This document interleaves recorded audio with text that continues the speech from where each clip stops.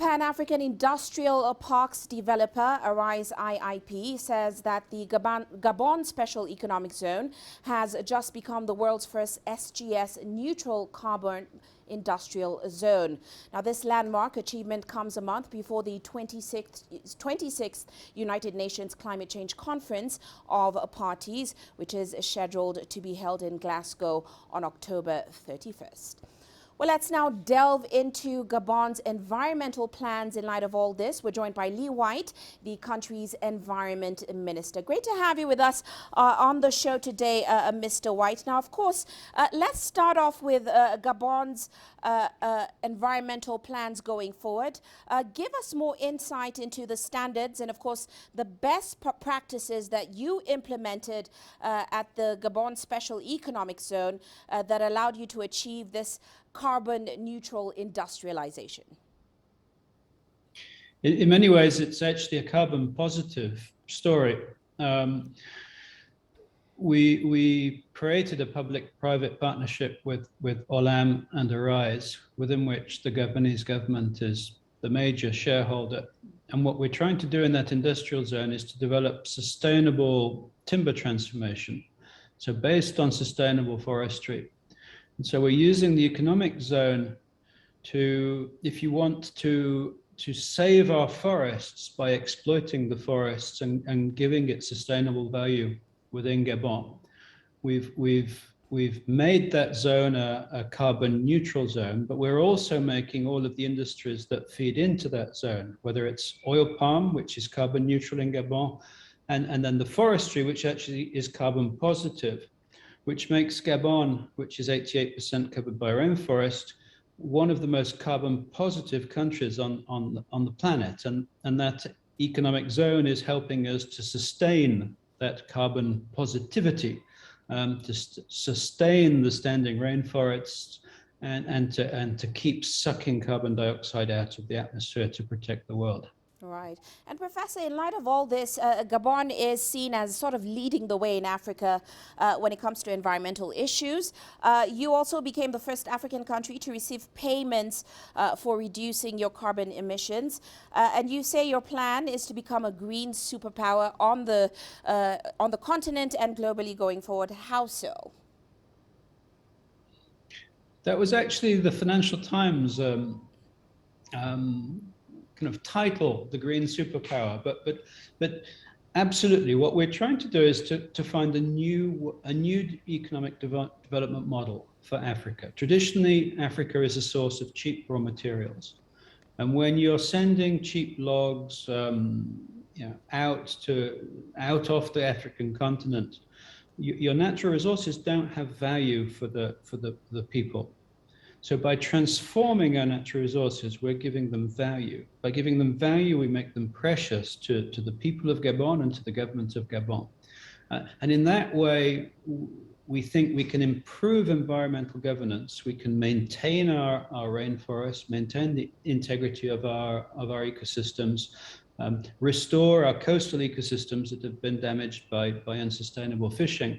And all of that makes Gabon a country which is environmentally sustainable. It makes us a country that is in terms of carbon positive, absorbing about a third of France's annual emissions every year.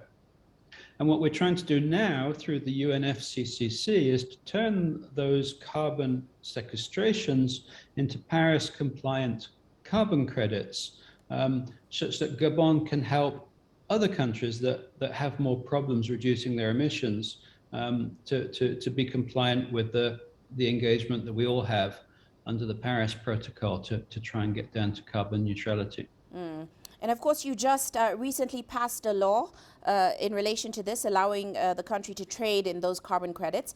Can you tell us a little bit more about how you plan to implement it? We passed a climate change law, which builds on our sustainable development law that we passed in 2014. Our vision for carbon is that all carbon has to be measured nationally to avoid problems of leakage and double counting.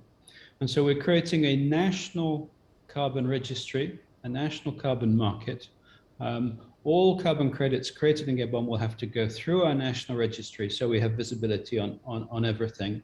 And then we will look to see if we cannot link our registry to other registries around the world, so that a portion of the carbon credits that we're creating in Gabon could be exchanged on an international exchange, subject to the rules that we're going to agree on at the COP in Glasgow, hopefully in 2 weeks' time. Now, of course, we're heading towards the COP26, and Gabon currently is the chair of the African Group of Negotiators on Climate Change. So in light of that, what do you plan to negotiate at that meeting, and how do you think the impact of COVID-19 will impact that negotiation process, and of course the positions and concerns that African nations will put forward?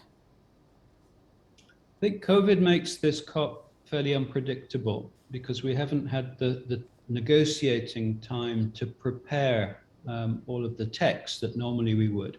And so we're going into Glasgow a little bit cold, and coming out with a result is going to depend on all countries being ready to compromise and do 2 months worth of work in the 2 weeks that we have in Glasgow. For Africa, there are some very key points. The first thing that Africa wants to see is the developed world honor the pledge for $100 billion a year of financing for climate change, both for adaptation and mitigation, because we see that as a real mark of trust. For Africa, adaptation is extremely important. Africa is the continent that's going to be the worst impacted by climate change. Already, hundreds of thousands, millions of people are being affected by drought and hunger because of failed crops.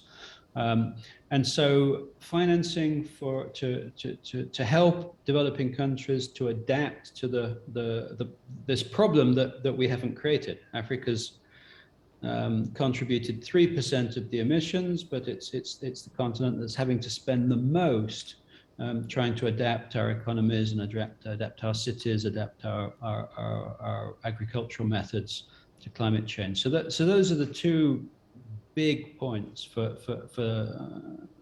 Africa, and that Gabon will be pushing as the chair of the African Group of Negotiators. Well, we do have to leave it there, Professor. Many thanks for joining us today on the show. That, of course, was Professor Lee White, Gabon's Environment Minister.